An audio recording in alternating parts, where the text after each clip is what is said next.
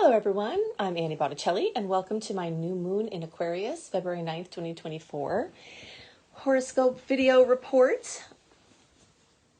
I'm calling the theme of this new moon in Aquarius, Manifest Your Dreams. We're going to break this discussion down into different layers so that we can get a good understanding of the implications, the timeline, the potentials, and how to best use this magical new moon. Okay, so let's start with the timelines. Generally, new moons will have the strongest influence 2 to 3 days before and 2 to 3 days after the moon. So the moon being on February 9th, of course, this could shift slightly depending on your time zone. We'll say the most power is between around February 6th and around February 12th, and the closer to February 9th, the stronger.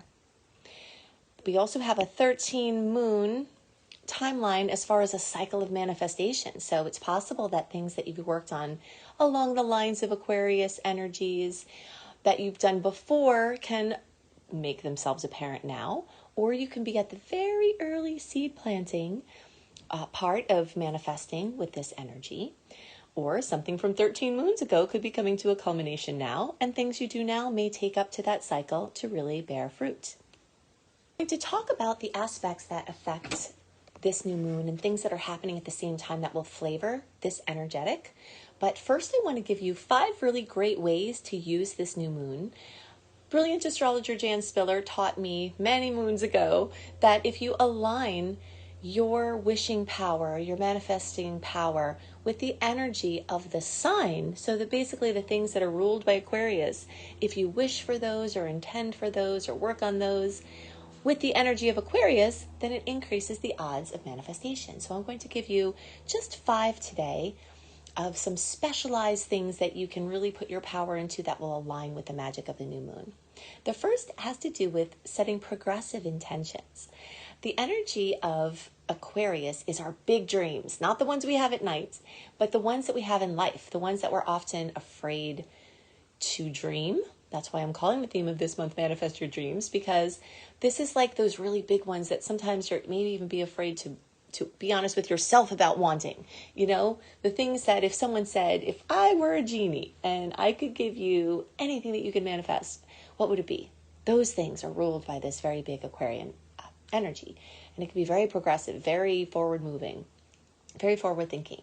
So if you ask for the dreams that have to do, basically ask for help along the lines of these big dreams, you can have more support now. Something else that's great to do at this time is to embrace individuality and see those individual energetics as blending into a beautiful amalgamation of a group. So whether it's looking at your individual talents and lending them to a greater cause, or whether it's noticing the individuality within the group, all of those things can be focused on. So let's say you want to find your perfect tribe. You can wish for that. Let's say you want to show up with your unique voice more to help a group or a team or a bigger cause. You can wish for that too. Anything having to do with innovating your routine. Uranus rules Aquarius, and Uranus and Aquarius are all about innovation. So anything having to do with integrating the most up and coming, accessible, technologically accessible things into your personal and business life could be something else that you wish for. The energetics of kindness as it relates to the greater good or something else that you can. If you have a project that's near and dear to your heart, you can ask for support with it. Or if you want to help something greater than yourself, you can wish for the perfect purpose to show up to align with your efforts.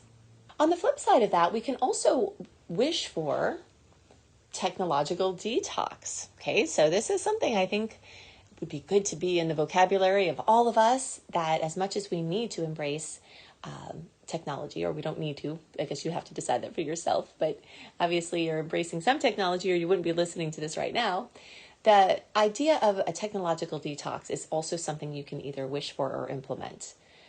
So we can wish for, we can implement, we can intend at this new moon, any of those things work really well.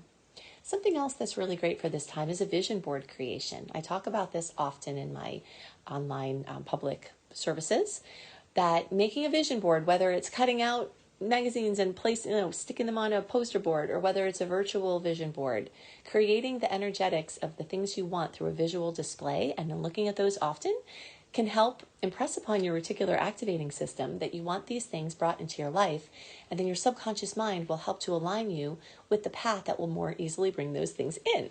So that's all very exciting. Okay, so you can do all of these things and anything else Aquarian related and anything else that's not Aquarian related at this time to yield great outcomes. Okay, so let's see, I want to go back to there. There we go. Now let's talk about, drill down into these aspects.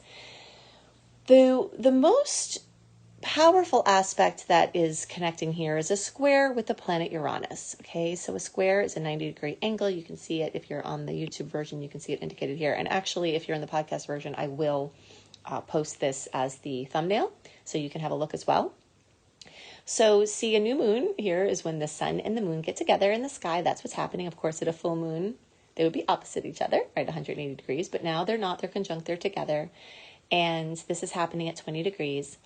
And then the sun will have just made a square with Uranus, and the moon will have just done that too. So this is really echoed in. So this could be a pressure point. This can be jolts. This can be things that come out of the blue. This can be unwelcome news. This can be, if we want to turn this into the positive, which I always do, I'll let you know, yeah, that can be a little nasty, right? Having a square to the planet of unwelcome surprises, you know, a difficult aspect. But what it can do is it can crack you out of a matrix. And that's what I always talk about. So if you're, you know, stuck in this matrix and you're trying to like push your way out, push your way out, push your way out, and you can't, then an aspect like this can come and just boom, just bust you out of the whole thing. And sometimes you need a catalyst to make you mad enough or make you sad enough or make you done enough to do something. So this new moon may include something that comes out of the blue where you're feeling done. And that can be a great, you know, a great instigator of positive, positive change. Another aspect that we have influencing at this time, and this actually officially occurs the day after the new moon, but it's happening in the zone of influence at the same time, has to do with Mercury squaring Jupiter. Now, as I told you, a square is a point of conflict. However, Jupiter is known as the great benefic. So when we have aspects with Jupiter, a lot of times they're not as bad. You know, and there are always exceptions, of course, but a lot of times they're a softer sort of a pressure point. Like, for instance, overdoing, oversaying, overcommitting. This is quite typical when we have Mercury, which rules communication.